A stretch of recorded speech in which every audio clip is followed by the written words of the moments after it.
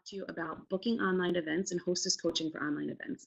And the reason I want to talk to you about this topic is because 90% of my business is based online. I joined Posh in February 2015. I didn't really start working my business until July 2015, but literally 90% of my business is online. I think I've done 4 home parties and 3 events ever. So I kind of feel like this is my area of expertise. So I'm hoping I can share some tips and tricks with you guys that will help you succeed in this area as well. So as we know, the key to our business really is building relationships, right? And this is no different when it comes to booking parties. If they're your customer, we can kind of assume they're going to want free Posh, because who wouldn't want free Posh, right? So where I usually start with booking my parties is with repeat customers. I would say I've had, when I post one of those pictures on my Facebook wall, every now and then I'll get people that respond and say they want to host, but probably, again, 90% of the parties that I book, I went out and got those parties myself. So what I do is, my personal rule is anyone that's a repeat customer, I ask them to host a party. I don't wait for them to come to me, because most people don't even think about hosting a party, and hosting a party gets a really bad name. So again, I ask them. And how I do that is I really keep it casual. I may even joke about it. If you're really nervous about doing it, you can say, I have this rule, or my upline makes me follow this rule, that if someone orders more than once, I have to ask them to host a party. So I'm asking you. And I try and keep it simple and straightforward and honest. I ask them if they'd be interested in hosting an online party. Excuse me, I should put some water over here. And I tell them that there'll be a little bit of time involved up front where they need to message their friends and family and invite them. And that after that, there'll be just a few minutes every day where they comment on posts or make their own post. I let them know really that there's nothing to lose but a little bit of time, and that if they're not interested, that's okay too. I love having them as a customer.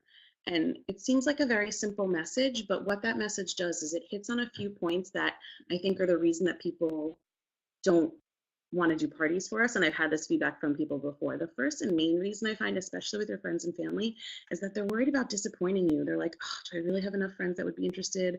I don't want to be a disappointment to her. I don't want to waste her time. So the first thing we told her was that they're not going to waste our time. It really, there's nothing to lose. Something that I forgot to mention before also is that I tell them that I'll coach them through the whole process. So that's really the second reason that they're usually afraid of doing parties, is because they have no idea what it entails and they're nervous. So now you just told them, don't worry about it. I'm going to coach you through the whole thing. And then the third thing you did is you gave them an easy out if they're not interested. Your friends and family, sometimes if you don't give them that easy out, they just ignore your message, right? And you're like, they read it. We can see that they read it, but they don't respond. So if you kind of take the pressure off of that, then they'll respond and say, no, not right now, maybe later, but at least you've kept them as a good customer. In the direct sales world, they'll kind of say you need 10 no's to get to the next yes. So expect there to be some no's.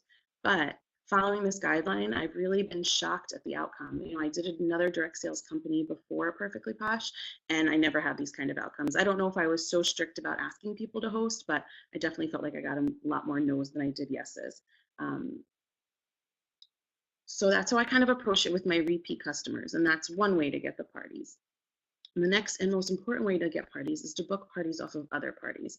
If you want to get outside your warm market, and your warm market is your friends and family that are going to be there to support you, you need to book parties off of parties. So that's how you're going to grow your customer base and get outside those people that you don't already know. So what I found is that the more fun and interactive my parties are, then obviously the more people that want to host parties, because they saw it was fun and interactive and easy. So what I do is kind of towards the end of the party, I'll offer a special that adds some kind of urgency to booking their party. So I'll say, okay, the first 3 people to message me will get a special, exclusive, whatever it might be. It can be whatever you can afford to do. Sometimes they don't know what it is ahead of time, so you can decide later. And they get this exclusive whatever if they're one of the first 3 people to message you and they host a qualifying party. So I do usually say they have to have a $200 party for them to get that exclusive whatever. I'll usually give them a free hand cream or a free soap chunk for that if they have a $200 party. But you could do free shipping, you can do a free lip balm. They don't know what it is. You could do something from your stock, whatever you can afford to do. But it just kind of makes it seem urgent, so hopefully they'll send you that message quickly. What I'll also do during the party, and I found this really helpful lately when I'm trying to get a lot of parties in because of the incentive is I'll keep a list of those customers that are just really excited about the products and really interested in them. They're really participating. They get that order in not at the last second, like they're excited to get their stuff. And then those are the customers that I make sure that I get them on my VIP group and I start building the relationship with them. And then when they start talking about, oh, I think I need to place another order, well, boom, that's a perfect opportunity to say like, hey, have you thought about hosting a party and getting some of that for free? So even if they haven't ordered a second time, those are the customers that I like to go after to book a party. And I just did it the other day, and it's someone that she ordered, I'm sure like months ago, and she's been on my VIP group and she's been participating. And then something came up where she was talking about ordering. So I just asked her, and it was that simple, which is like, yeah, of course, sure, that sounds like a great idea. But if I hadn't asked her, she never would have brought it up on her own. So that's where I'm saying don't always expect them to come to you. You have to put yourself out there. Um, for those of you that are just launching your business, don't be afraid to ask people to help support you. I would come up with a list of 5 or 10 people that you would feel comfortable asking to host a party for you and say to help me launch my business. Again, what's the worst? They say no, but hopefully from those 5 or 10, you'll get a few people and you can book parties off of parties and get outside your warm market. If you haven't been doing a lot of parties or you haven't been selling a lot, you can do a relaunch and do the same thing. Pick a handful of people and let them know you're really wanting to relaunch your business and start working again. Would they be willing to host a party to help you relaunch your business? When people know that you have goals, especially those that you've built a relationship with, they want to help you meet those goals. So that's where the relationship building is so important. So now, if you're in a booking slump, we know it happens. It happens to all of us. A good way that I would recommend kind of jump-starting booking again is to host your own party and or to try a mystery hostess party. But then during these parties, you want to offer up the same incentive to book their own party. Um, so just like you would do in any other party, you know, the first few people to message me about booking your own party, and hopefully you'll get some bites there. Okay, so now you've got the parties booked. Um, this is the most important part. It's the hostess coaching. And just to say, if you're hosting your own party or hosting a mystery hostess party, you need to hold yourself to the same standards that you hold your hostesses. So all the tips that I'm about to give to you, you need to follow as well. And I do this every time I'm doing a sale, I'm doing a mystery hostess event, whatever it might be. I follow these same tips myself and I put in the time and effort that I would expect my hostesses to, because again, it's all about relationships. Let's see how many times I can say that tonight. Okay. So what I'll say is I've done a million parties and I use the same script each season. So I know this to be true. No matter how good you are as a consultant, and no matter how great the script is that you write, your party's only going to succeed if your hostess is really invested in the party. It really relies on her. So I'm always honest and upfront with my hostesses. I've seen other people post, "Don't worry, it's no work." I never say that, because if I want this party to succeed, I do need my hostess to do a little bit of work. She's earning free products. She does need to work a little bit. So I'll tell her that there is going to be some work and time where she needs to invite her friends, and then it'll just be a few minutes a day. The way Facebook is that most people don't even see invites. And so they're not even going to see your posts if they don't see the invites, because you're not friends with them. They're only going to see her posts. And a lot of the times they just ignore it because how many events do you get invited to on a regular basis, right? So we want to be different from that. So what I ask my hostess to do is I ask her to make a list of the friends, family, acquaintances that if they all lived local to her, she would invite them to her house if she was having a party. And those are the people that she should be inviting to this event. It's no different. Just because it's online doesn't mean you should click through your friends list and invite everyone and anyone. That doesn't make them feel special. That's why they're going to ignore it. And then so once she makes that list, what I'll ask her to do is send a personal and private message to each person. And I tell them this is the time consuming part. But again, if you just send a group message to everybody, what are people going to do? Leave, ignore. It doesn't accomplish what you want. So if they want to have a successful party, they need to send these personal and private messages to each person. And in that message, they want to let them know that they're having a party, tell them a little bit about Perfectly Posh, let them know what products they love, so why they're having the party, and let them know that there's going to be a raffle and free samples, all these exciting things. And then if they say yes, then they add that person to the event. And I'll usually talk to my hostesses about doing that like 3 to 5 days before the party starts and just let them know to get it done before I open the event. And then I'll open the event 1 to 2 days before so she can start adding people. And then I'll tell her once she adds the people to send them another quick reminder to let them know, hey, I added you to the event. Please make sure to check it out and join the event so that you'll see the post. She's going to be doing posts for a raffle and for free samples, and I don't want you to miss those. Because again, unless we're Facebook friends, or unless she joins the event, she's not going to get notifications about my posts. She'll get notifications if the hostess posts, and that's always why I ask the hostess to do a few posts throughout the event, but she won't get notifications that I'm posting. And also what I'll do is I'll actually give the hostess a sample message to work off of. It's as simple as we can make things for people, the better. I'll say, here's a sample message, kind of personalize it, make sure you change it for your friends a little bit, but at least it gives her an idea and kind of to work with in what she's sending them.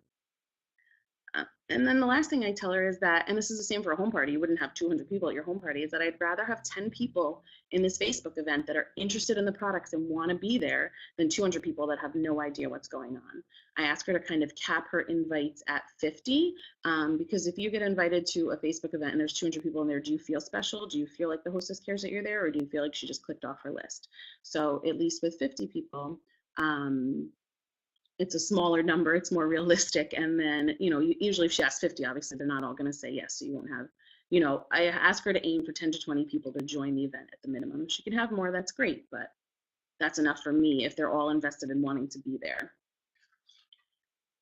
Okay, so then during the event, what I ask her to do, the hostess coaching doesn't stop before, we have to keep her friends engaged. So during the event, I'll ask her to comment and be active on all the posts that I post. When I put up a sample post, I'll ask her to tag her friends that she think would be interested. And also on any of my posts, if she's like, oh, this makes me think of Melissa, so then tag Melissa in that post and, keep her friends kind of engaged. I'll also ask her to post a welcome post in the event itself and ask her friends to join the event, and then to post 2 or 3 more times during the event on different days reviewing her products. Her friends are going to trust her more than me, the person selling the Posh, right? So any feedback that she can give them is always helpful. The day before the event is going to end, I'll ask her to send out kind of a quick message and a reminder to all of her guests to let them know, like, if you're interested, remember the party's closing tomorrow. People are such procrastinators. And then I'll ask her, let me know, like if someone says, hey, they need an extra day or two. Obviously, I don't keep my Facebook events open for 2 weeks, but I keep it in the virtual office open for 2 weeks. So obviously they can have another day or two, but I never tell them that because people are procrastinators. So you say, oh, we extended a couple days, and they're just still not going to order. And the last thing I wanted to say, and this is just one of my own observations, and it's what seems to kind of separate my good hostesses from my great hostesses, is that the hostesses that engage their friends and family in person, even though it's online. Like, so if they're talking to their friends and their coworkers and everyone about the products, they're bringing in what they have to put on them. I just find that they have a better outcome. And it's kind of the same theory of us building relationships with our customers. She's building relationships with her friends. So her friends really see that she's invested in these products and believes in them. So they're going to be more interested in wanting to check the products out. One other thing I forgot to mention, that when I do the sample requests now, because of the way Facebook is, I actually let them know that I'm going to friend request them, because if you send them a message, like I think we all know to check our message request folders, but most people don't know this. So I know that they'll get my message asking about samples. I do personalized messages. A lot of people do Google Forms. I like doing the personalized message because I feel like it starts my relationship with them. And now if I'm friends with them, I know they're going to see my posts in the event as well. And I know it'll be easier to get them into my VIP page and start building my, long-term relationship with them. So I tell them it's so that they get my message for the sample post, which is true, but there's some other, really good benefits to then friend requesting them. I know I talk really fast, I'm sorry, but that's pretty much all I have about that. I'm sure people have questions about how we run events, but I think that's a completely different training topic. So let me know what questions that you have for me, and hopefully that was helpful. And like I said, I'm sorry, I talk really fast, but the Olympics are on too, so I know we all want to go watch the Olympics too, so I didn't want to keep you too